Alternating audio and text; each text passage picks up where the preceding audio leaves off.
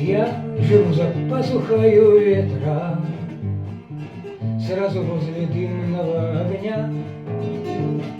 Много дыма и немного света, только ветер слушает меня.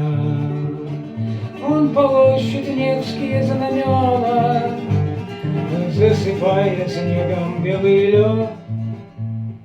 Вот теперь приносит поименно каждого, кто зиму доживет.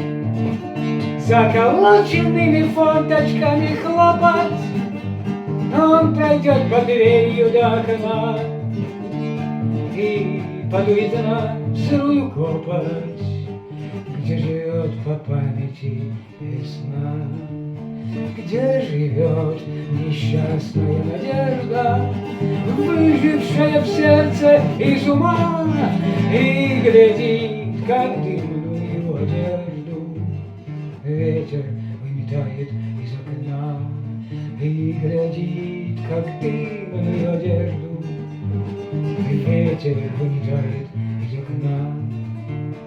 Я живу за пазухой ветра, где огонь и дым, две полосы, и всегда для каждого света выбираю лучшие часы из самых точных, самых легкомысленных, из неперевернутых, песочных, воспаленных, золотых моих, из неперевернутых, песочных, воспаленных, золотых моих. Я живу за пазухой у ветра, сразу возле дымного огня.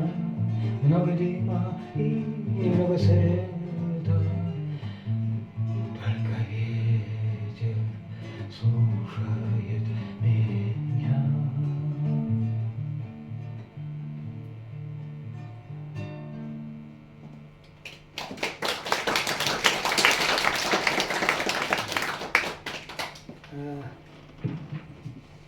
Перед Ксенией надо читать такие тексты. На стихи нету ни времени, конечно, ни